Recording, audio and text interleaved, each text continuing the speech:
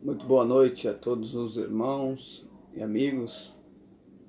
Nesse momento, nós se ligaremos, na comunicação da Palavra de Deus.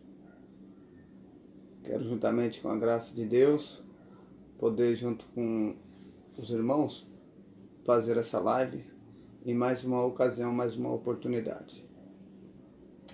Quero agradecer a Deus que tem dado a força para a gente conservar-se vivo durante esses dias todos. Deus tem nos sustentado, tem nos guardado e temos um compromisso com a palavra de Deus e com os irmãos, com aqueles que Deus confiou para a gente.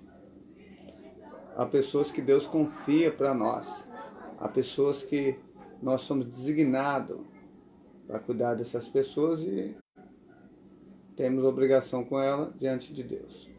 Agradeço ao Senhor Jesus, que de uma maneira maravilhosa me alcançou, teve misericórdia de mim e me pôs no ministério, dando-me graça e pondo-me no ministério.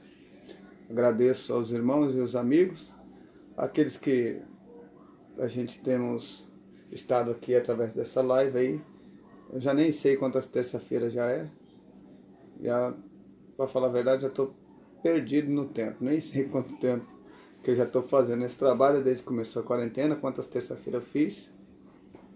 E verdade que a gente se alegra por poder comunicar a palavra de Deus. Comunicar a palavra de Deus para mim sempre será uma alegria, nunca será um fardo. E os irmãos que têm aprendido, têm acolhido alguma coisa do Evangelho. Hoje, a Mary aí, que acabou de entrar, né, Mary? Os outros irmãos que estiver por aí. Tá bom? Olha, parece que chegou a Rayane Neomar, deu aquele like, né? E os irmãos que estiver chegando, quiser comentar alguma coisa aí, tá? Dentro do que eu estou falando, ministrando esses dias, alguma coisa, se os irmãos não entenderem, também vocês podem escrever ali no comentário, né, na nota de rodapé. Depois eu dou atenção aí. Parece que acabou de entrar um amigo lá do Rio de Janeiro também agora. Que Deus em Cristo enriqueça muito. Deus abençoe você, Mary. Eu saúdo, né, a igreja dos irmãos que estão comigo aí, na Igreja Bíblica Santíssima Trindade da Belmira Marim. Eles são o motivo de eu estar fazendo essa live. Se não fosse, não teria propósito. Eu não tenho a iminência de ficar me aparecendo, né? Não tenho iminência nenhuma. Mary Machado, Pai do Senhor Jesus, pastor. Ô, Mary, Pai do Senhor Jesus para você, para o Hélito, para o Hilério, para o Samuel, para o Isaac, pastor Marcos Cândido do Rio de Janeiro, né? Deus lhe abençoe muito, pastorzão. Até espero poder no Senhor Jesus a gente estar junto novamente nessa terra maravilhosa do Rio de Janeiro. Tá bom? Se acabar tudo isso aí. E se acabar, né? Cada dia dificulta mais, acho que fica mais difícil. Eu vou fazer uma oração e depois já vou ler Romanos 3. Pai, eu dou graça pelo Espírito, pelos irmãos e amigos que o Senhor tem colocado em nosso caminho. Só Tu podes sustentar o Teu Filho. A Tua palavra diz que 1.000 pode cair ao nosso lado, 10.000 à nossa direita, mas o Senhor está conosco, nos protegendo. Nós habitamos no Senhor e o Senhor habita em nós, pelo Teu Espírito. Peço em favor da igreja, dos irmãos, peço que dê saúde, cura e provisão na vida de cada filho seu. Na noite de hoje, que sua bênção venha ser enriquecedora, Senhor.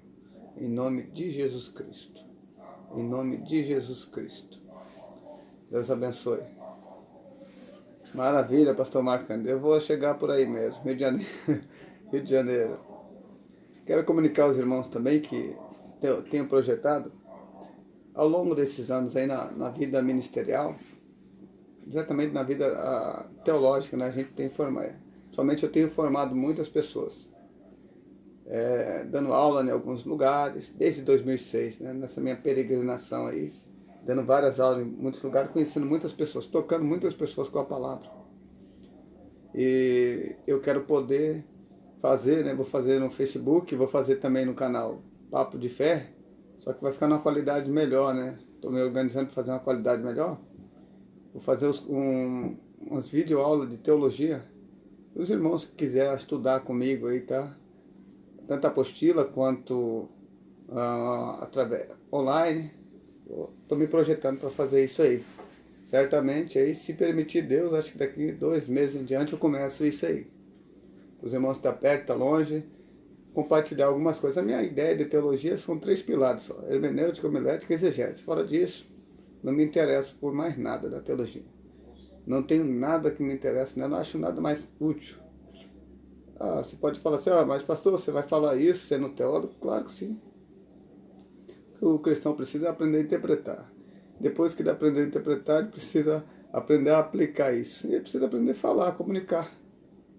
Não precisa ficar nada mais. E é uma das coisas que eu tenho interesse de poder compartilhar com os irmãos isso aí.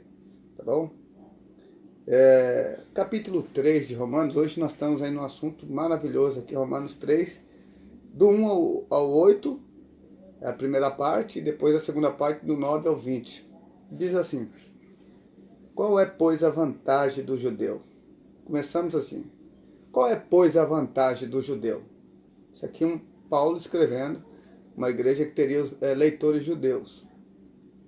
Ou ele fala assim, ou qual é a utilidade da circuncisão?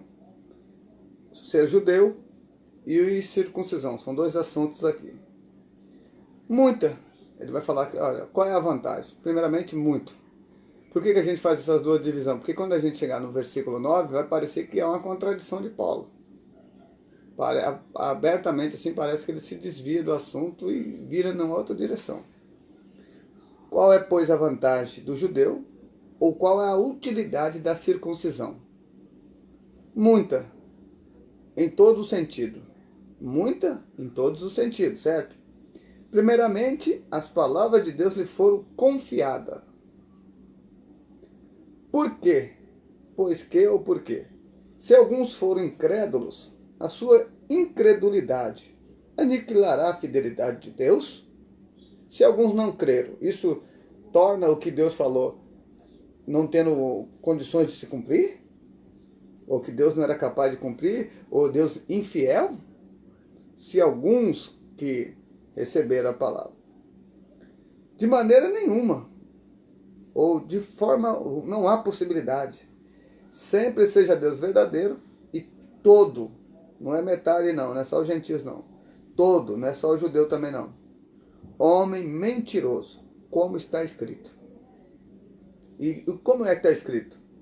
Para que seja justificado quando falares, e vença quando julgares. Aí a gente parte para o livro de Eclesiastes 7, lá, né? Versos de número 20. Para que seja justificado quando falares, e vença quando julgares. E o Salmo 116, versículo 11. Se, porém, a nossa injustiça faz surgir a justiça de Deus, que diremos? Será Deus injusto trazendo ira sobre nós? Falo como homem. Olha que Paulo, olha a posição dele. De maneira nenhuma. De outro modo, como julgará Deus o mundo? Se, contudo, por causa da minha mentira, sobressai a verdade de Deus para a sua glória, porque eu sou ainda julgado como pecador. Verso 8, que dá fim à primeira parte do capítulo 3. E por que não dizemos, como alguns blasfemam, dizem que dizemos, afirma que dizemos, façamos males para que nos sobrevenha bens. A condenação desses é justa. Olha aqui.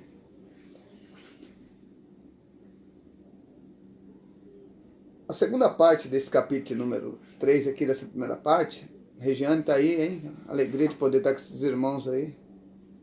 Adriano Maciel de Oliveira. Amém. Deus abençoe. Adriano. Oh, glória. Deus lhe abençoe. Muito obrigado. Sinta-se acolhido aí na live, hein? Está chegando aí, tá? Regiane também. Um beijão no coração, tá? A senhora aí que tem estado comigo nessas lives aí também. Vocês aí que tem sido a motivação da gente fazer esse trabalho. Tá bom? Muito obrigado a vocês. Olha, como eu sempre peço, carinhosamente, se você achar, se tiver alguma coisa útil aqui, do que a gente mencionar, foi importante para você, compartilhe. Compartilhe. Entra aí no Facebook, mostra, meu depois. Se tiver mais alguma outra coisa, compartilhe, para que outras pessoas também sejam alcançadas. Alguns assuntos que ela tem dificuldade de aprender. O objetivo é esse, tá bom, meu irmão? Olha, primeira parte então. a sequência, aqui nós estamos tendo uma diatribe, assim como a gente tratou no capítulo, a partir do versículo de número 1 do capítulo 2, agora no capítulo 3, Paulo volta a fazer uma diatribe. O que é dito, chamado de diatribe? É quando ele faz perguntas e formula a resposta. Sem que ele dê condições, ele cria um personagem, ele faz perguntas, ele levanta o assunto e responde. Ele levanta no capítulo 8, porque é indesculpável quando julgas quem quer que seja. Ele levanta certos assuntos e sem que ele tenha oportunidade de debater com outras pessoas, ele mesmo dá a resposta. Ele fala e ele responde. Ele fala e ele responde. Então é mais ou menos isso aí, a diatribe. O diálogo de Paulo com o seu leitor. Então ele levanta a pergunta, ele responde ela, ele trata do assunto. E aqui, meu irmão, ele vem, a partir do capítulo de número 2, ele vem massacrando, ele vem aniquilando a glória dos judeus. Ele vem, eu estou lendo por causa da pergunta do pastor Marco Cândido na nota de rodapé, hein? Cada canto a gente deixou uma mensagem e marcou, né? Também tivemos bons amigos e bons professores. Tive bons professores. Pastor Rodrigo Anjo, pastor Samuel Procópio, pastor Domingos Dias Ferreira, pastor Acácio, pastor Aldemário Brandão, que me deu a última oportunidade de ministrar na faculdade dele agora. Pastor João Vieira e pastor Israel Alves Correia. O que precedeu todos esses na teologia foi o pastor Israel Alves Correia. Quem quiser ler um livro de verdade de escatologia, lê o livro lá do pastor Israel Alves Correia. Tá bom? Por isso que no capítulo de número 3, Paulo vem tratando de um assunto aqui, ele não se retrata. Quando ele levanta a ideia do capítulo de número 3 aqui, ele não está fazendo uma retratação. Pelo contrário, ele continua mantendo tudo o que ele falou até agora. Primeiro, ele coloca judeus e gentios na mesma condição. Judeu e gentil, segundo ele, está dentro da mesma condição. E ele começa a deixar bem claro, os críticos, que eles julgavam e praticavam. Eles julgavam as pessoas e praticavam aquilo que julgavam. E os judeus e os gentios, que viviam de uma maneira entregue ao pecado, a devassidão. E ele trata uma das questões, deixando bem claro, como ele encerrou o capítulo número 2, que o judeu de verdade não é aquele que é na circuncisão, no pacto abraâmico, nem da dinastia de Abraão, do povo judeu. Não é. Ele não está tratando sobre a partir da ter nascido de Abraão. Não. Ele deixa bem claro que a salvação não é essa. A salvação não se dá desse jeito. E no capítulo número 3, após ele falar aí do capítulo 2, ele vai lá e ele levanta situações, ele falou lá, que a gente falou na semana passada, das 8 coisas. Agora ele vai deixar bem claro, depois daquelas 4 perguntas que ele faz no capítulo número 2, ele resume dizendo que o judeu é no interior, e não no exterior. No pacto abraâmico, cortando parte do prepúcio, ou descendendo da descendência de Abraão. Não, segundo Paulo não é essa. E ele não se retrata. E agora ele vai, olha como ele levanta o capítulo número 3. Ele fala assim, ó, qual é, pois, a vantagem do judeu? E qual é o valor, a utilidade da circuncisão? O que Paulo está propondo aqui para os leitores? Está deixando bem claro aqui o ser judeu, a vantagem de ser judeu e a utilidade da circuncisão. Porque nós vamos encerrar no versículo de número 20, ele vai deixar... Quando a gente chegar no versículo de número 9, ele vai contrariar tudo isso. Quando você chegar no versículo de número 9, ó, pois que somos nós melhores do que eles? Quem é esse nós? Paulo, ele é da tribo de Benjamim. Quem é esse nós? Então, os judeus, ele está tratando bem claro o seu povo. De maneira nenhuma, pois já demonstramos que tanto judeus como gregos estão todos debaixo do pecado. Só que agora ele começa o capítulo número 3 dizendo assim, ó, qual é, pois, a vantagem do judeu? Ou qual a utilidade da circuncisão? Olha o versículo 2. Muitas. Olha o versículo de número 9. O versículo de número 9. Somos nós melhores do que eles? De maneira nenhuma. Peraí. Ele vai saber que, pois já demonstramos que tanto judeus como gregos estão todos debaixo do pecado. Qual é a vantagem de ser judeu? E qual é a utilidade da circuncisão? Muitas. em todos os sentidos. É nisso aqui que há uma crítica. O judeu que está lendo Paulo aqui começa a pensar, peraí, tem muitas vantagens, em vários sentidos. Primeiramente, por que primeiramente? Porque primeiramente as palavras de Deus lhe foram confiadas. Paulo está tratando aqui uma situação de que Deus escolheu esse povo. Ou, o que Paulo vem tratando aqui a partir do capítulo 3, que Deus ter amado Israel, Deus ter escolhido esse povo, não lhe tornava imunes ao juízo de Deus. Que ele não estava acima da lei de Deus. Eles receberam a lei, mas eles não estavam acima da lei de Deus. Então, ser judeu e ser circuncidado tem vantagens? Tem. Paulo fala que é muitas. Em todos os sentidos. Em todos os sentidos. Um dos sentidos, é lógico que esta parte aqui, que vai até 8, só voltaremos a tratar nela, onde ele vai entrar com profundidade nela, por isso que aqui vai passar rápido, é do capítulo 9, 10 e 11 desse mesmo livro, que eu certamente vou chegar até lá. Então, quando Paulo chegar naquele assunto polêmico, ele vai dizer o seguinte, olha, pessoal, Israel será salvo. Peraí, depois de ter escrito essa carta toda, ele disse, eu sou descendente.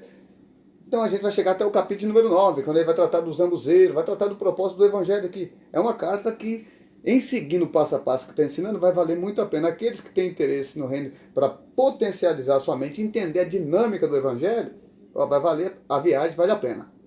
É um sacrifício árduo para chegar até lá, vai demorar, são dias, mas vai valer a pena. Preste atenção que vale a pena. Então há muitas vantagens em vários sentidos. Um dos sentidos aqui, primeiramente, foi anunciado a eles a palavra de Deus. Deus se revelou a esse povo e não se revelou aos outros. Chegaram a informação, ou o conhecimento de Deus chegou primeiramente ao povo de Israel e depois para o resto do mundo. Não é vantagem, não? Muitas vantagens. Por quê? Aí vai falar assim, e Deus lhe fez promessa. Aqui nessa parte, Paulo, quem lê essa primeira parte pensa, será que Paulo está desvalidando a promessa de Deus para Israel? Será que Paulo está anulando a circuncisão? Uma má interpretação desse texto chega fácil. A gente chega a entender que parece que Paulo está anulando a promessa de Deus. Ou que ele está desvalidando a circuncisão, que não tem valor. Daqui a pouco ele começa a deixar muitas, em todos os sentidos. Primeiramente, as palavras de Deus me foram confiadas. Primeira, começa antes de tudo. Antes de ter privilégios, Israel aqui, você precisa entender aqui, o que Paulo está tratando, que antes de ser privilegiados, porque primeiramente eles foram privilegiados. Qual é o privilégio? Porque a eles foi revelado primeiramente a palavra de Deus. Isso é um privilégio. Isso é uma oportunidade que as outras pessoas não tiveram. Muitas. Olha o privilégio que se tem, o privilégio que se é, antes de tudo, ser judeu e fazer parte da circuncisão da promessa ou da aliança que Deus fez com Abraão. Agora ele vai falar o seguinte, olha, muitas em diversos sentidos, porque primeiramente lhe foi anunciada as palavras de Deus. Por quê? Se alguns foram incrédulos, a sua incredulidade aniquilará a fidelidade de Deus. Privilégio, eles têm privilégios. Só que privilégio não deixa de fazer com que a pessoa tenha responsabilidade. Ter conhecimento da palavra de Deus não significa que você não precisa obedecê-la. Conhecer o Deus da palavra, ou saber o que Deus é capaz de fazer, não significa que eu não preciso obedecer mais. Então, aqui ele está deixando bem claro, quando é que a aliança, ou quando é que a promessa, quando é que aquilo que Deus manifestou tem valor? Quando é que isso é vantagem? Quando primeiramente você tomou conhecimento disso, e Deus fez muita coisa, o povo de Israel saber que ele era o Deus que prometeu a Abraão, Isaac e Jacó. Pois que, se alguns forem incrédulos, a sua incredulidade aniquilará a fidelidade de Deus. Se alguns não acreditaram, alguns judeus, ele está tratando aqui, alguns judeus não acreditaram na promessa, isso anula? Isso faz com que Deus não seja verdadeiro? Isso faz com que Deus não tenha valor? Não, pode fazer de maneira nenhuma. Sempre seja Deus verdadeiro e todo homem mentiroso. Ele vai citar o versículo 11 do Salmo 116.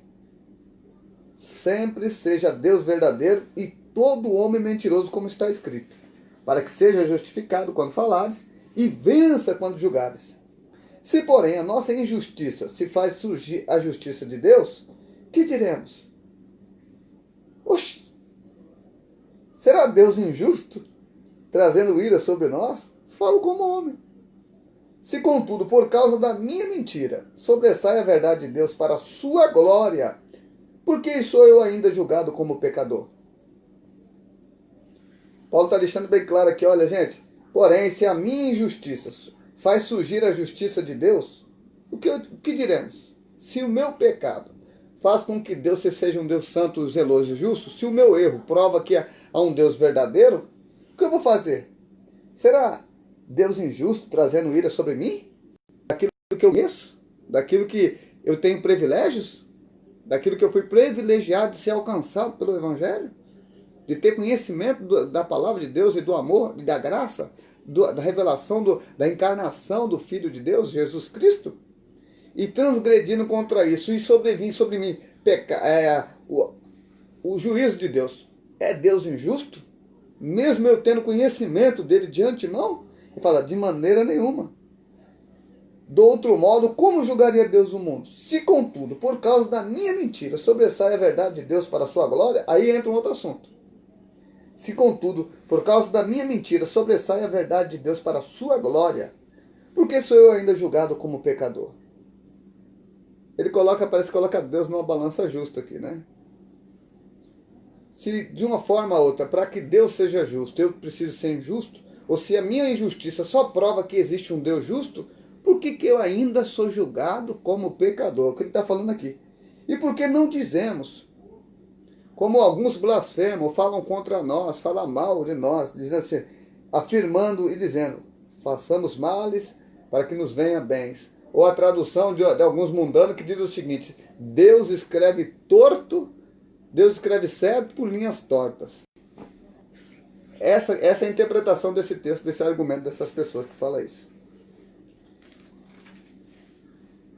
A condenação desse é justa. Então, antes de tudo aqui, chegamos a uma conclusão aqui, no verso de número 8, que a condenação é justa. Que a minha injustiça só prova um Deus justo e verdadeiro. Os meus erros só provam que existe um Deus verdadeiro. Eu já vou virar a chave aqui para o verso de número 9, porque, como eu disse, os irmãos, essa primeira parte de número 3 até o verso 8 será retratada no capítulo de número 9, a partir. A gente vai entender o plano de Deus para com Israel e a igreja, né, em todo esse tempo. Agora ele está exultando aqui do poder do Evangelho. Pois que somos nós melhores do que eles? Somos os judeus melhores do que os gentios? De maneira nenhuma. Pois já demonstramos que somos... Já demonstramos. E aonde Paulo demonstrou tudo isso? Onde Paulo demonstrou tudo isso? Que eu estou te falando para você, como eu comecei falando, que ele não se retrata. Ele não está pedindo desculpa, pessoal, desculpa aí. Não. E quando ele vem no verso de número 17, ele está tratando da justiça de Deus. Ele vai dizer assim, ó, primeiro lá no capítulo de número 1. Ele fala bem claro, versículo de número 17. Versículo 16 e 17. Não me envergonho do Evangelho, pois é o poder de Deus para a salvação de todo aquele que nele crê. Primeiro do judeu, porque esse povo foi privilegiado. Depois do grego. Pois nele, o Evangelho, se descobre a justiça de Deus de fé em fé, como está escrito, o justo pela sua fé viverá. E deixando bem claro que do alto se manifesta a ira de Deus sobre todos os homens ímpios e pecadores. Agora, ele vem dizer o seguinte, ó, ora, e você, depois de ter dito, ora, tu, como a gente falou lá na sessão, tu que tens por sobrenome judeu, te apoias na lei, te glorias em Deus e conheces a sua vontade, aprovas as coisas excelentes, ser destruído na lei, confias que é guia dos cegos, dos que estão em trevas, instrutor dos insensatos, mestre de criança, que tem sobrenome, que tem a ciência e a forma da verdade na lei. Certo? Até aí tudo bem. Aí depois começa... Aí ele faz 4 perguntas. Tu que te ensina os outros, por que não ensina você mesmo? Tu que prega aos outros, por que não deve furtar? Por que você furtas? Tu que dizes... Olha, ele acusou os judeus de furtar e roubar e adulterar. De furto e de adultério. Tu que dizes que não deve adulterar. Adultera. Tu que abomina os ídolos e rouba os templos. Tu que glorias na lei e desonra a Deus pela lei. Olha só aonde ele vai chegar lá. No versículo de número 9, vai dizer, somos nós melhores do que eles? Depois de ter mostrado essa lista deflagrante das qualidades morais desse povo, que, em mesmo assim, envolvido com o pecado, aí nós vamos chegar no capítulo número 9, que você vai ver a influência do pecado no corpo humano. o impacto do pecado e as dimensões que o pecado chega a envolver a vida da pessoa. Que ponto que chega aqui? Que é do versículo 9, todos estão debaixo do pecado. Pois que somos nós melhores do que eles? De maneira nenhuma. Pois já demonstramos que tanto judeus como gregos, todos estão debaixo do pecado. Todos. Os gentios, como ele escreve no capítulo número 1, fazia e aplaudia os que faziam o mesmo erro. Versículo de número 32. Embora tendo conhecimento da justiça de Deus, que são dignos de morte, os que tais coisas praticam, não somente as fazem, mas também aprovam os que fazem. Eles fazem e aprovam os que fazem o erro. E o verso de número, agora o lado dos críticos, moralistas, portanto és indesculpável quando julgas quem quer que seja, pois te condena a ti mesmo naquilo que julgas, porque tu que julgas faz o mesmo. Tu que julgas faz o mesmo. Bem sabemos que o juízo de Deus é segundo a verdade sobre os que tais coisas são. Tu, homem, que julgas o que fazem tais coisas, pensa que fazendo-as tu escapará do juízo de Deus, os gentios, no caso de eles fazem e aprovam os que fazem as coisas erradas. Os judeus não, eles fazem e julgam os que fazem as coisas erradas. Além de fazer, ainda vive julgando. O outro faz e aprova o que eles fazem, outro faz e fica julgando o erro dos outros. Então todos estão debaixo do pecado. Como está escrito, depois de dizer que tanto judeus e gentios e gregos estão debaixo do pecado, como está escrito, do versículo, irmão, do versículo 10, 11, 12, 13, 14, 15, 16, 17 e 18, nós temos aqui uma sucessão de uma lista de 7 textos do Antigo Testamento. 7 versículos assim, uma sequência. Parece que, como o número 7 é o número da perfeição, parece que é a perfeição da plenitude dos pecados deles. Ele vai começar a dizer assim, primeiro ele cita Eclesiastes 7, verso 20. Como está escrito, não há um justo, nenhum sequer. Não há ninguém que entenda. Não há ninguém que busque a Deus. Aí que começa a situação. A influência, o impacto do pecado na vida nossa. Primeiro, tudo começa com a ausência de Deus. Por isso que é citado aqui Eclesiastes, capítulo 7, versículo de número 20. Tudo começa com a ausência de Deus. A gente vai começar no versículo de número 10. E quando a gente chegarmos no versículo de número 18, você vai entender como o pecado exerce influência em todas as dimensões do nosso corpo. No raciocínio, em tudo. Olha a primeira coisa. Não busca Deus por não buscar a Deus. Todos se extraviaram e juntamente se fizeram inúteis. Nós estamos aí, aqui a parte do Salmo de número 14, versículo de número de 1 a 3, e também a mesma citação do Salmo 53, do versículo 1 a 3. Tá bom? Não há quem faça o bem, não há um sequer. Então nós temos 3 sucessões aqui, como está escrito, não há nenhum justo, nenhum sequer, não há ninguém que entenda, não há ninguém que busque a Deus, todos se extraviaram e juntamente se fizeram inúteis. Não há quem faça o bem, não há um sequer. Agora do versículo 13, importante, olha o impacto do pecado na nossa vida. Do versículo 13 ao versículo de número 18. Primeiro, por não buscar a Deus, por não glorificar a Deus, por não dar graças a Deus. Sua garganta é um sepulcro aberto. Olha só as influências do pecado no corpo humano. Primeiramente, ele começa tratando de uma parte do corpo humano. Olha só como ele vai usar isso aqui. O corpo humano. Sua garganta é um sepulcro aberto. Primeira parte do corpo humano, a garganta. Com a sua língua, tratando da língua, tratam enganosamente, citando o Salmo de número 5, versículo de número 9. Sua garganta é um sepulcro aberto. Com a sua língua tratam enganosamente. Ele parte da garganta, ele vai para a língua. Veneno de víbora está debaixo dos seus lábios. E fala da sua boca toda. Além do que, sua boca está cheia de maldição e amargura. Outra parte do corpo. Versículo de número 15. Os seus pés são ligeiros para derramar sangue. Nos seus caminhos não há destruição e miséria. Versículo 17. E não conhece o caminho da paz. Isaías 59, versículo 7. Versículo 18, final. Não há temor de Deus diante dos seus olhos. Começa, antes de tudo, começando no versículo de número 10. por não buscar a Deus. Não buscam a Deus. Como está escrito, não buscaram a Deus. Não buscar a Deus, não há nenhum justo sequer. Ninguém que está entendendo o que Deus está falando. Ninguém que busque a Deus. Todos, não há acepção de pessoas. Todos, como ele diz no versículo de número 8 e 9 do capítulo de número 2 de Romanos. Que diante de Deus, versículo de número 11, né? Pois para com Deus não há acepção de pessoas. Deus não julga, Deus trata todos na mesma dimensão. Olha aqui, todos deixaram de buscar Deus. Quando há ausência de Deus, há falta de justiça, não há um justo nenhum sequer, não há entendimento, não há quem busque a Deus. Todos, sem exceção, extraviaram ou mudaram o seu caminho e juntamente se fizeram inúteis, seguindo um caminho para lugar nenhum, indo um caminho para lugar nenhum. Todos se extraviaram e juntamente se fizeram inútil. Não há quem faça o bem. Não há quem faça o bem. Não há um sequer. A sua garganta é um sepulcro aberto. A sua língua trata enganosamente.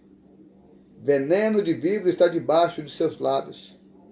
Ele está citando aqui, ele cita Eclesiastes, ele cita o Salmo 14, versículo 1 a 3, ele cita o Salmo 53, do versículo 1 a 3. No versículo de número 13, ele vai citar o Salmo de número 5, verso 9. Sua garganta é um sepulcro aberto. Um sepulcro aberto, que só sai podridão, só sai coisa inútil. Deus abençoe, pastor Cássio, acabou de entrar aí. Sua garganta é um sepulcro aberto, com a sua língua trato enganosamente. Veneno de víbora está debaixo dos seus lábios. Veneno de víbora está debaixo dos seus lábios. Olha aí a sagacidade. Sua boca está cheia de maldição e de amargura. A boca cheia de maldição e de amargura. Seus pés são ligeiros para derramar o sangue. Começou com a presença de Deus. A influência do pecado no corpo faz com que domine todos os membros do corpo. Domine todo, a garganta, a língua, os lábios, os pés. E o versículo de número 18, não há temor de Deus diante dos seus olhos. Atacou a garganta. Olha a dimensão, o impacto do pecado no corpo humano. Como dominou todo o corpo humano. Como dominou toda a influência do corpo humano. É assim que o pecado faz com cada um de nós. Não há temor de Deus diante de seus olhos. Ora, nós sabemos que tudo... Olha só o versículo de número 19. Onde esse Paulo aqui vai afirmar categoricamente, não a favor, mas mantendo a ideia de que a justiça, anulando, como ele tratou até aqui a justiça de Israel, a justiça da lei de Israel. Ora, nós sabemos. Ele começa o versículo de número 9 dizendo que, pois somos nós melhores do que eles? Agora ele vai tratar no versículo dizendo, ora, nós sabemos.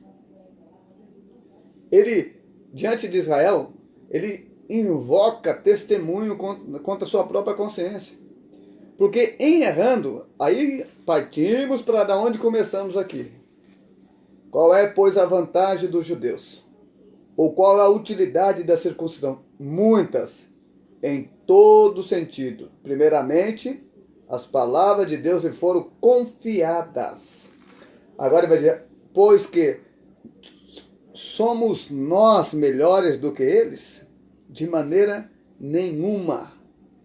Não somos melhores do que eles de maneira nenhuma.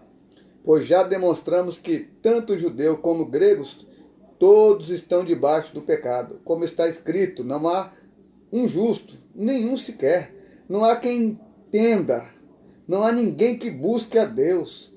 Todos se extraviaram e juntamente se fizeram inúteis. Não há quem faça o bem. Não há um sequer. A sua garganta é um sepulcro aberto. Com a sua língua tratam enganosamente. Veneno de víbora está debaixo de seus lábios. Carrega consigo a morte. A sua boca está cheia de maldição e amargura. Seus pés são ligeiros para derramar sangue. Nos seus caminhos há destruição e miséria. E não conhece o caminho da paz. Não há reconciliação, não buscam a paz. Não conhece o caminho da paz. Não há temor de Deus diante de seus olhos. Agora paramos, respira. Quando o cara pensa que vai escapar, ele fala assim, ora, como ele conclui o assunto aqui? Ora, nós sabemos que tudo que a lei diz, quando ele faz, Paulo não se ausência do seu povo. Tanto escrevendo a Israel, ele se coloca como membro de Israel, como um judeu que sempre foi, como da tribo de Benjamim, hebreu de hebreu. Segundo ele aqui, ele dá o seu testemunho no capítulo de número 3 de Filipenses, que em relação a ele e a lei de Israel, nós sabemos que tudo que a lei diz, aos que estão debaixo da lei diz. Tudo que a lei diz, para quem que ele disse? Olha só como Paulo pega todo mundo aqui. Porque todos estão debaixo do pecado. Porque, ora, sabemos que tudo que a lei diz, aos que estão debaixo da lei diz. Para que toda a boca esteja fechada e todo mundo seja condenável diante de Deus. Volto aqui a página para ler exatamente os versos 3 em diante do capítulo. Eu acho que você pegou o raciocínio aqui. De maneira nenhuma, versículo 4 do capítulo, versículo 3. Pois que, se alguns forem incrédulos, a sua incredulidade aniquilará a fidelidade de Deus? De maneira nenhuma. Sempre seja Deus verdadeiro e todo homem mentiroso, como está escrito. Para que seja justificado quando falares e vença quando julgares. Se, porém, a nossa injustiça faz surgir a justiça de Deus, que diremos? Será Deus injusto trazendo ira sobre nós? Falo como homem. De maneira nenhuma, de outro modo, como julgará Deus o mundo. Se, contudo, por causa da minha mentira, sobressai a verdade de Deus para a sua glória, porque eu sou ainda julgado como pecador. E por que não dizemos, como alguns andam afirmando, que dizemos?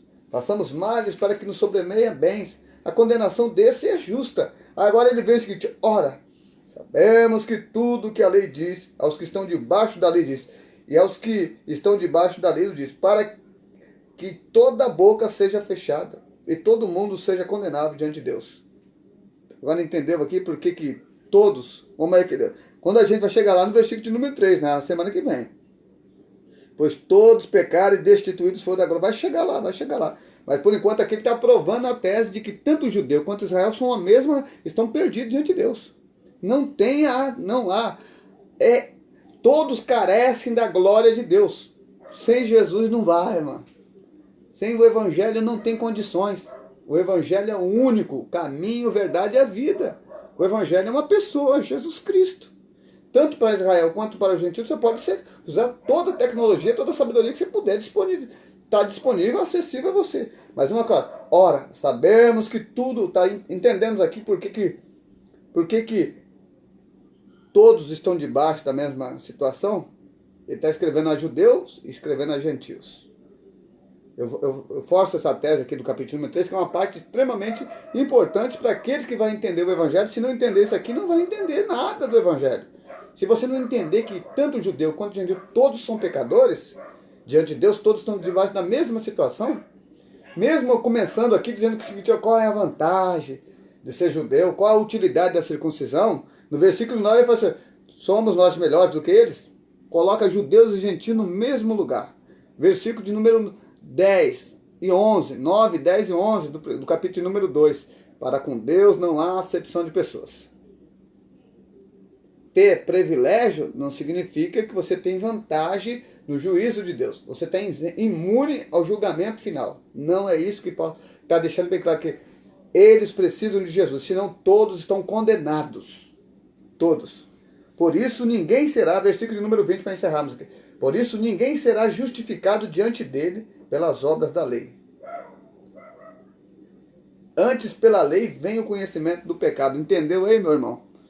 Entendeu aí ou tá difícil? Vou dizer que nem um amigo aí, o pastor Rafael. Entendeu ou tá difícil? Deus abençoe ele. Eu lembrei dessa frase aqui, lembrei do bichinho agora. Deus te abençoe, pastor Rafael. Por isso ninguém... Ora, nós sabemos que tudo que a lei diz, aos que estão debaixo da lei o diz, para que toda a boca esteja fechada e todo mundo seja condenável diante de Deus. Por isso, ninguém será justificado diante dele pelas obras da lei. Ninguém será justificado diante de Deus pelas obras da lei. Antes, pela lei, vem o conhecimento do pecado. Como está escrito, não há um justo sequer, não há quem busque a Deus, não há quem entenda, não há ninguém, todos se extraviaram. Citamos aqui os 7 versos, e agora ele vai dizer, por isso, ora, sabemos que tudo que a lei diz aos que estão debaixo da lei, ela está falando para esse povo, para que todo mundo seja condenável diante de Deus. Por isso, ninguém será justificado diante dele pelas obras da lei. Antes, pela lei, vem o conhecimento do pecado. Você vai encontrar um monte de pessoas rejeitando o Messias, que ele não tem sentido, ou alguns querendo parar de pregar o Evangelho e falar de Jesus Cristo. Porque o fulano tem uma crença, tem uma ideia de salvação, ele já está esperando isso aí. Olha, você precisa ser encorajado para falar da palavra. Lê o livro de Romanos, você vai ver as necessidades absolutas que você precisa ter para pregar o Evangelho. Você tem que pregar a palavra, é responsabilidade sua. É responsabilidade minha. E nós sabemos. Se Israel teve os seus privilégios, privilégio vem acompanhado com seus direitos. Os direitos são obrigados a ser praticados. Eu tenho que conhecer o que eu posso fazer e o que eu não posso fazer. Meu irmão, minha irmã, eu vou ficando por aqui hoje. Eu vou ficando por aqui. Estou ficando por aqui. Na terça-feira que vem, eu estou me programando para mim parar de fazer as lives aí nas terça-feiras. Às vezes eu fico entediado, mas daqui a pouco eu vejo a necessidade de deixar alguma coisa, né? A gente vê muitos companheiros aí que às vezes não tem ninguém para instruir e eu quero aproveitar essa oportunidade. Eu não tenho oportunidade para deixar nada registrado para alguém. Tem muitas coisas aí no YouTube, Facebook, tem muita gente maravilhosa aí ensinando alguma coisa. Mas eu vejo que tem alguns que não tratam certas coisas da maneira que precisa ser tratado. E às vezes eu sou obrigado a fazer essas coisas. Não para se tornar importante para alguma coisa. Porque diante de Deus eu tenho a minha consciência. Eu não preciso fazer mais nada. O Evangelho já fez tudo por mim. Eu só tenho que conservar pregando essa palavra. Só tenho que continuar pregando essa palavra. Jailson Sena. Deus lhe abençoe, Jailson. Em nome de Jesus, justificação, maravilha, Deus me abençoe. Lei, capítulo 8, Deus me abençoe. Queridos irmãos, eu quero agradecer a minha família, minha sogra, que tem sempre assistido as lives aí, né? Outro dia esqueci de mandar um abraço para ela, mas sempre ela corre lá, vai ver, mesmo aqui do lado de cá na casa lá embaixo, ela vai lá, pega o celular e fica acompanhando. Deus me abençoe, Marilda, os pastores do Rio de Janeiro, os pastores da Igreja Bíblica Santíssima Trindade, os irmãos aí, dos demais ministérios aí, tá? Os amigos, os irmãos da Igreja Belmira Marinha, os diáconos lá, cooperador Tiago Bittencourt, Tiago Lima, cooperador Tiago Lima, diácono Adeilson, suas esposas, né? Você tem lá a irmã Vanusa, você tem a irmã Ednilze, você tem a irmã Mide, tem o Rodrigo, tem a Eliane, tem André, tem a Mary que está aí na live, minha esposa, você tem Jaziel, Rosiane, tem outra, às vezes ela paga a mente, tá? Meu sobrinho Everton, a sua esposa Gabi, tem uma galera aí boa e a gente temos compromisso com esses irmãos. Terça-feira que vem a gente começa a falar da justificação pela fé. A gente vai tratar no versículo 21 até o versículo de número 31. A justificação pela fé. Após Paulo deixar bem claro que todos estão debaixo do pecado, todos carecem, que ninguém será salvo diante de Deus pelas obras da lei, ele vai propor alguma coisa. Ele é aquele cara que vai falar agora sim, sim. E a gente vai tratar da justiça de Deus, lá no capítulo 3, versículo 21, e como ela se manifestou, essa justiça, tá? Ela tendo o testemunho da lei dos profetas, e se manifestou, e a gente vai falar sobre ela na semana que vem. Quero orar, agradecer aos irmãos, se você puder compartilhar essa live, se for útil para você, que Deus lhe abençoe muito, tá? Pai, obrigado pela família, pelos irmãos. Sua serva Vanessa, minha prima, sua filha Kathleen, seu esposo Antônio, que na semana passada eu não sabia o nome dela, mas peço que dê força e saúde. Os demais primos familiares, Senhor. Tem tanta gente no nosso Facebook. Os irmãos que compartilham, outros irmãos e amigos também assistem a live, compartilhamos. Não importa a quantidade, Senhor, mas que possa entender a mensagem do Evangelho, possa, nesse tempo de dificuldades, fortalecer e apoderar a sua mente na consciência do Evangelho. Peço ao seu Espírito Santo que ilumine na compreensão do significado da fé. Que nós podemos crescer na sua graça, crescer no conhecimento e viver iluminado pelo fogo do céu, aceso pelo fogo do céu. Para a glória de Jesus eu te dou graça. Dou graça, Pai, em nome de Jesus. Os irmãos aí da nossa igreja, domingo que vem eu estou lá na igreja da Belmira Maria. Já ouvi alguma coisa do Evangelho? Pastor, obrigado. E não, claro que não, eu vou estar lá. Vou estar lá, se você quiser ir, você é bem-vindo. Se não quiser ir, não tem problema nenhum. Se você, pastor, não estou saindo de casa por causa da quarentena, Deus lhe abençoe. Tudo tem que ser pela fé. Se a fé não mantém, se a fé não patrocina isso, não dá não. Ninguém pode ser, o homem não pode ser julgado pela fé dele, né? Porque a fé é uma dimensão surreal. Deus abençoe a todos. Eu agradeço aí os irmãos e amigos, carinho de cada um. Você que entrou na live, tá? Jailson, pastor Acácio, minha esposa Gislene, Deus me abençoe aí. Toda a galera boa aí do bem aí. Compartilhe esse vídeo depois, assim que puder, tá bom? Deus abençoe a todos. Fico por aqui, eu fico por aqui. Dá tempo de mandar aquele coração. Se você tá me ouvindo aqui, ó, manda aquele coração aí. Manda o coração aí. A gente fala, sobe o coração. Deus abençoe todos aí, tá? Um grande abraço a todos. Até mais.